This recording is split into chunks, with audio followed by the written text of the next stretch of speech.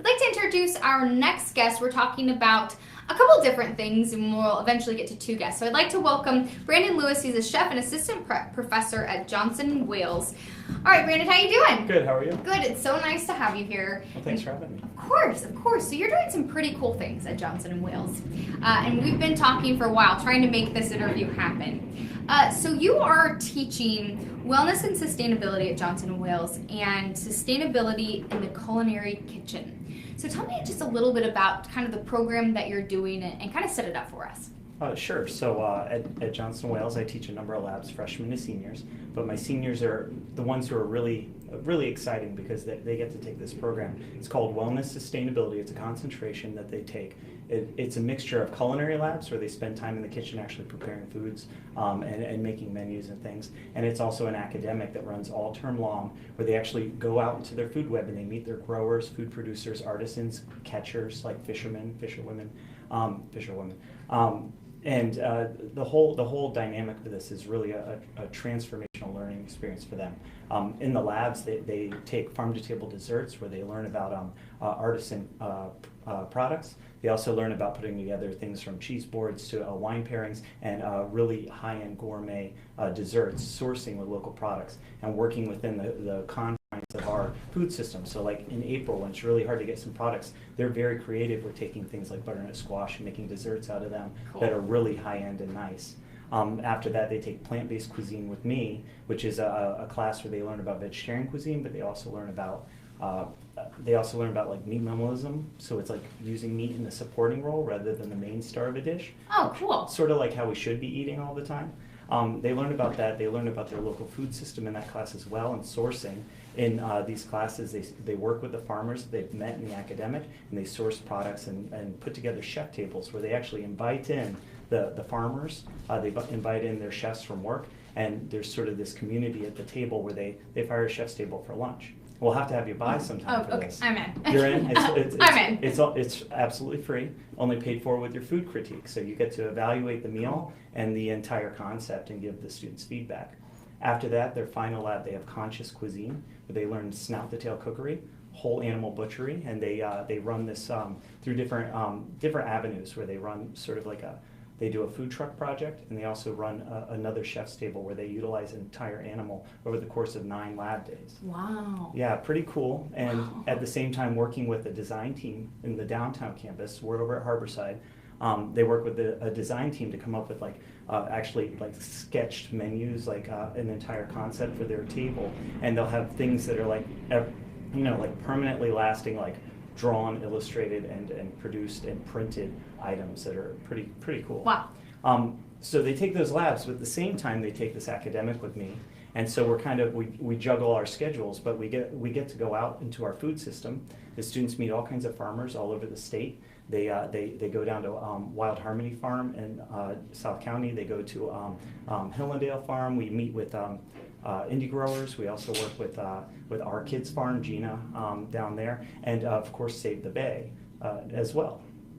And let's talk a little bit about, and we actually are going to talk about some of your partnerships that you do in just a moment, but let's talk a little bit about what sustainability and food means, because you hear the word sustainability so much right now. Right. But let's kind of talk about what that is in the food web and in the food world, and kind of why that's important and why you're really teaching that. I mean, this is our next generation of the people that consumers like me are going to go out and consume food from.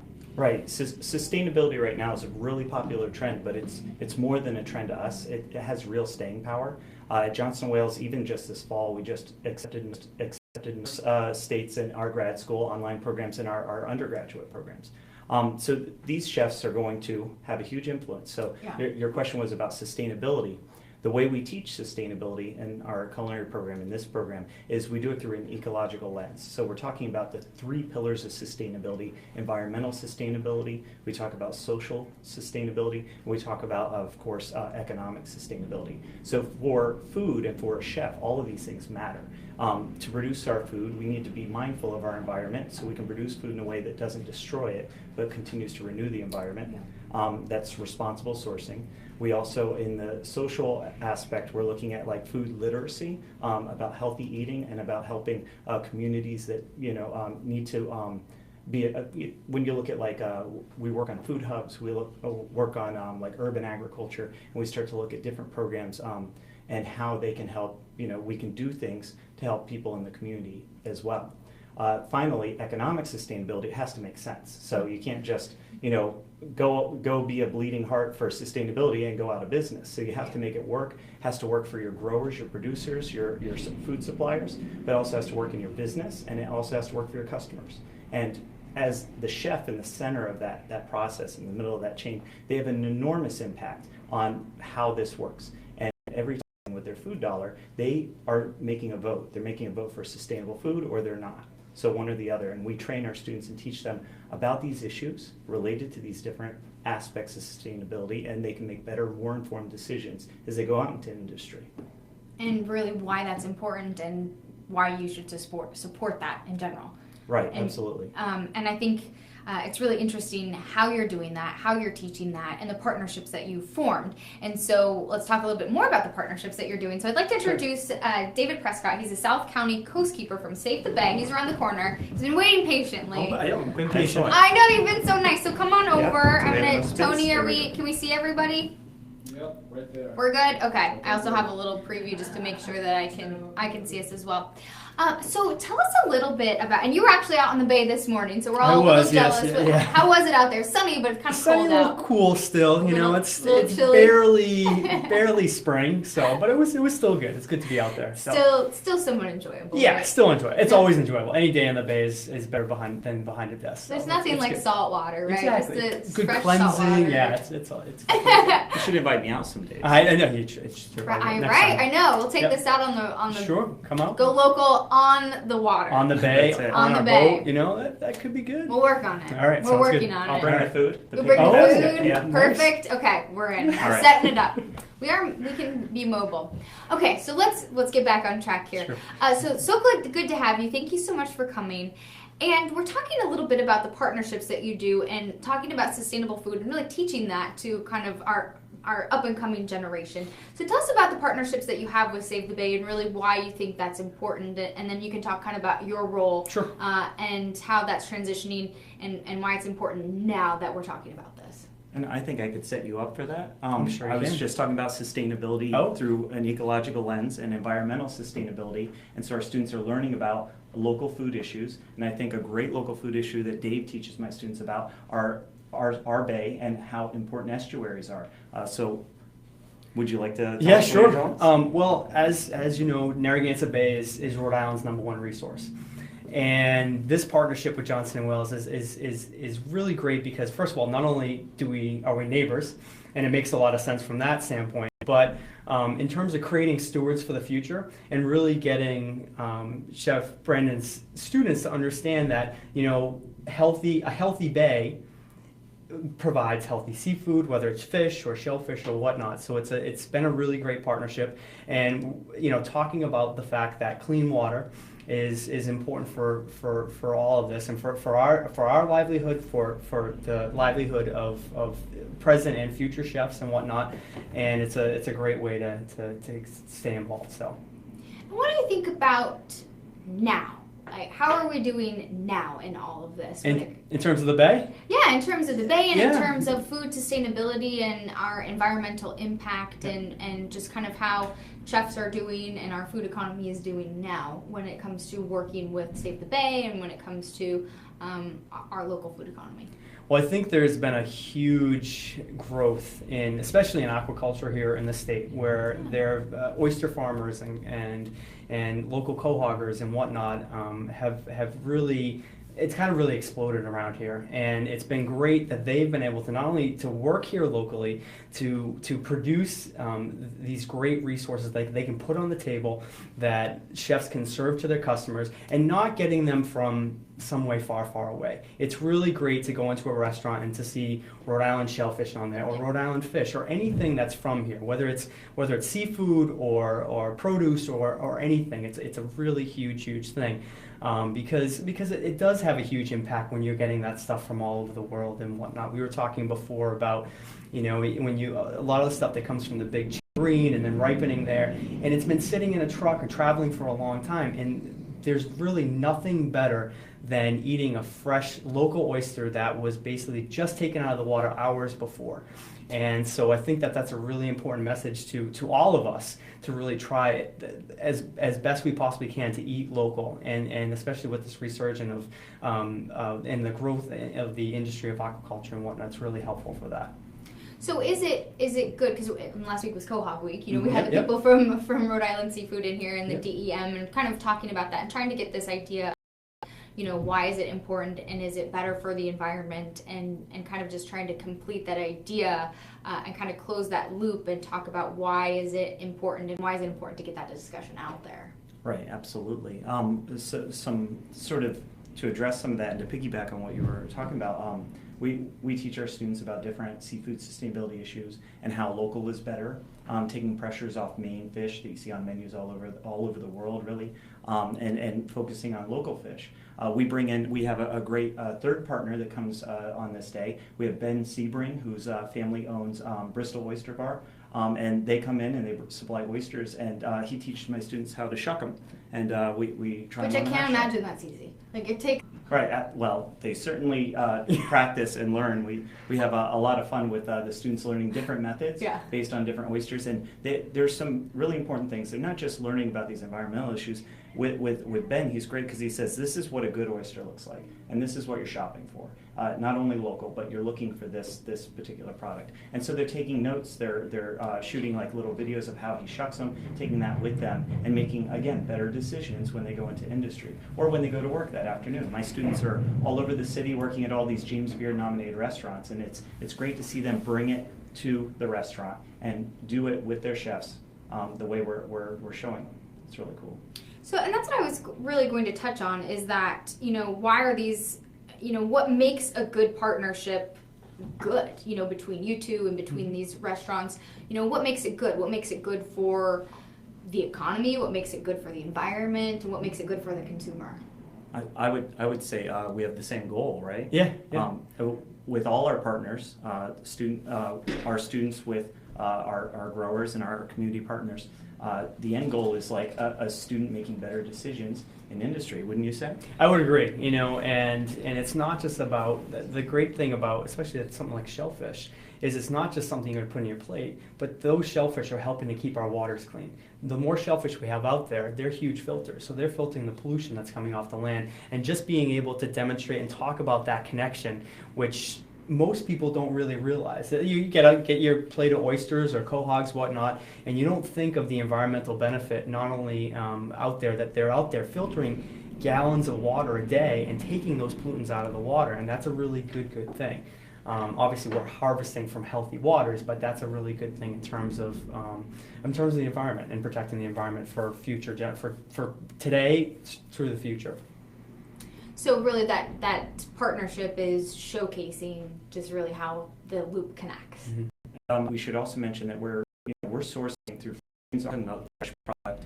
When they're ordering a product, it's being picked or collected by local growers that night and being shipped the next day. We're getting it for our chef tables, and they're seeing them, they're meeting the farmers, the growers, and then they're getting that fresh product right away. They can see the freshness. They can see when you cut the zucchini and it's still oozing because it was just picked versus being sprayed with mineral oil and being shipped off in a wax box. Pretty cool. I think we had Farm Fresh Rhode Island here a couple weeks ago. It was great. Awesome. Yeah. That's great. We like local. I mean, we're go local, right? Yeah, so we like having things local. And what do you think the impact has been? I'll ask you first, Dave. What do you think the impact has been when you talk to them about these issues? Do you think it's kind of resonated, and have you seen a positive change? I think it's definitely a positive change, and I think part of it is that the way we do that day is that they come to Save the Bay. Chef brings the students to Save the Bay, and we talk about the history of the bay, what it used to be, what it is now, and then really connect it back to the natural resources like the species that they would plate up in front of them. And then we also get to go outside, which I think is a good piece too, is actually getting out there. Both of us work at a place that has a beautiful view of the bay, and And sometimes it's hard to see that all the time. You kind of sometimes forget the connection. But to actually get them down there and say, okay, here we're in a salt marsh here, and this salt marsh is important because of A, B, C, and D. And all those, again, all of these animals that, all these species that we're eventually, going to use in food preparation and to serve to your customers, they're all connected. It's all connected, and I think it's a really big thing to be able to literally bring the bay into them, into their future. Yeah, taking students out to locations is enormous, and it really helps them they go through transformational learning, because they're there, whether they're at a farm and they're doing farm chores. We'll actually cook at farms, and we even built a sugar shack with Wild Harmony Farm once. While we were cooking inside of it, we were building it. It was really cool. But they learned something that day that's just transformational. And when we go to Save the Bay, it's so interesting. You have seniors that have been like hundreds of yards away from Save the Bay for 4 years, and they've never been there. And we're like, what are you talking about? It's right there. There's a nature trail. Just follow it. There's this beautiful building at the end of the nature trail. Check it out. There's a bay there. It's beautiful. So it's really interesting, and for them, it blows their mind what they're missing out on, and sometimes just overlooking. We're working long hours in kitchens, and to bring students out into where their food comes from. They just learn so much. We have students that do internships. They'll do an internship, say at a restaurant, for 4 or 5 nights a week, and 2 or 3 days at the farm, depending on the setup. And students tell me all the time, when you spend 12 hours picking green beans at the restaurant, you don't drop those green beans. That's valuable. That's more valuable than $1.99 a pound green beans. That's like my day. Mm-hmm. And learning that and the value of their food it's enormous for them. Fantastic. What's one thing do you think that people who are going out and picking restaurants, we're so fortunate, one, not only to have the bay, but to have such a fantastic food culture here in Rhode Island. What's one thing that people can look for to really make a conscious choice about what they're eating, what they're consuming? What's one thing that you think that people should look for as we look to take into consideration our food economy and really tying things together? You want? Oh, you take it. I have something. I know I have something. I have something at the end. So all right. We'll kind of wrap things up after that. Well, so I would say, first of all, look at the chefs and their menus and who's celebrating local products. Those are the places that you should support. A chef's position is super important and influential on their diners, and diners usually want to, if you're interested in local products, then go to a chef who's celebrating local products on their menu. By supporting them, you're supporting local growers. You'll have a more selection at the farmer's market. You'll have a better local economy. The money stays in your economy, and you're supporting not a chain necessarily, but local celebrators of ingredients. And from the standpoint of how best to navigate through that, the best thing to do is ask. Where are your shellfish coming from? Where is your fish coming from? And try to make those smart choices at any opportunity. Where is your produce coming from? Because a lot of restaurants are really highlighting local heirloom tomatoes and fresh local oysters. So take advantage of those, whether they're on the menu all the time or as specials. I think but you can. I always think that when you're out, you should ask those kind of questions and really understand where your food is coming from. Yeah, if you scan menus, you go to Nick's on Broadway, Persimmon. You go to Oberlin. It says right on the menu, and they're advertising it. You go to the Grange, and it's on a chalkboard on the wall.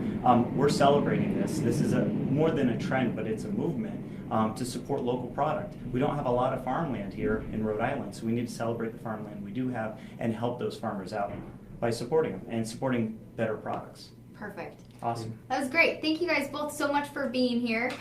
So we are talking about a partnership between Johnson & Wales, Save the Bay, and multiple other partnerships that you guys both have, talking about sustainability and culinary and being both in the kitchen and continuing that out into the community. So thank you both for being here. So Branden Lewis and David Prescott. So thank you both. So Prescott. So, sorry, there's a town in Arizona that's spelled Prescott, but everybody calls it Prescott. Yeah. So I'm used to that. Sorry about that. No worries. So it just kind of came back to there. So thank you both so much for being here. I really appreciate your time. Thank you for having us on. Let me know when that program is, when I can give my expertise. We'll have you for lunch. It's coming soon. Thank you so much. Thank you both so much for being here.